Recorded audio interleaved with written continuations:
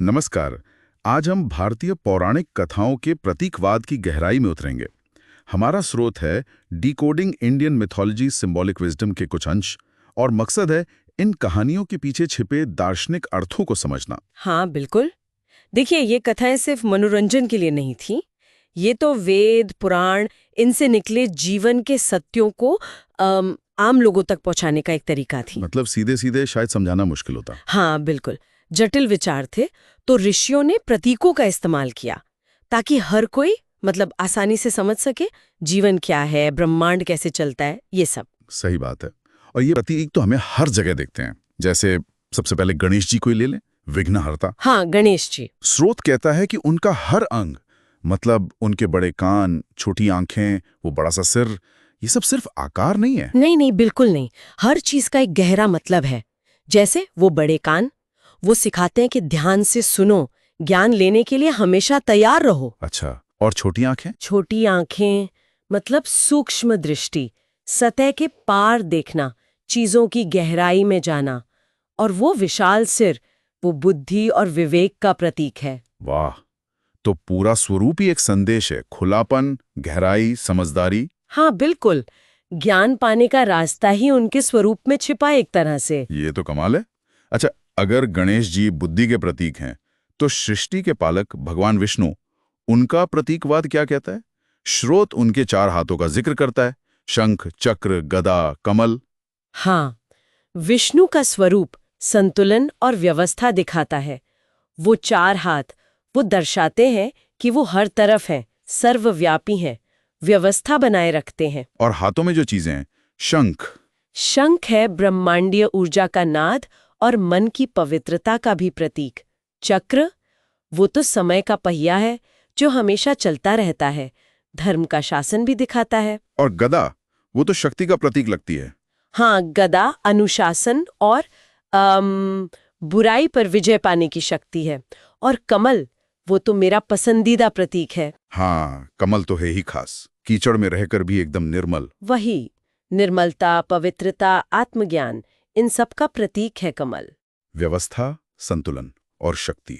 शक्ति की बात आई तो माँ दुर्गा का ध्यान आता है ना? जरूर।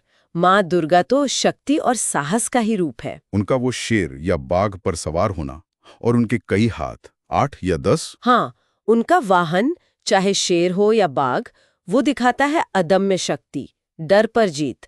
और वो अनेक हाथ, वो दिखाते हैं कि माँ हर दिशा से रक्षा कर सकती हैं, कोई भी संकट हो। ये हमें अपनी अंदर की शक्ति पहचानने को कहता है। बिल्कुल, अपनी आंतरिक शक्ति को पहचानो, उसका सम्मान करो, यही संदेश है। ये तो हुए देवी देवताओं के प्रतीक, पर कहानियों में भी गहरे अर्थ छिपे हैं। जैसा स्रोत बताता है, समुद्र मंथन, वो सिर्फ अमृत की लड़ाई तो नहीं थी। नहीं, बिल्कुल नहीं।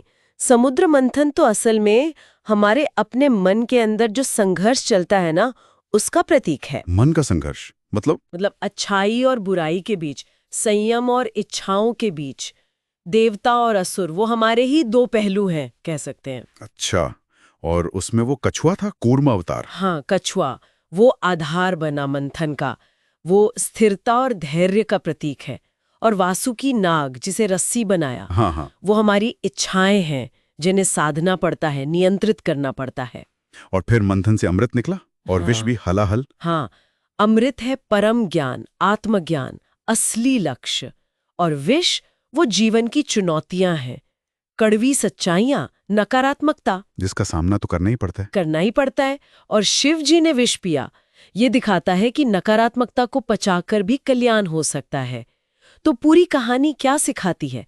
धैर्य, संतुलन और संकल्प से आप जीवन के संघर्ष पार करके आत्मज्ञान पा सकते हैं। वाह, एक कहानी और इतने सारे सबक।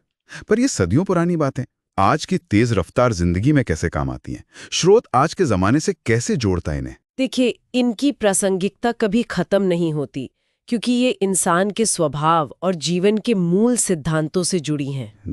जैसे रामायण में राम का जीवन, वो कर्तव्य और नैतिकता सिखाता है। क्या वो आज जरूरी नहीं है? हाँ, वो तो हमेशा रहेगा। बिल्कुल।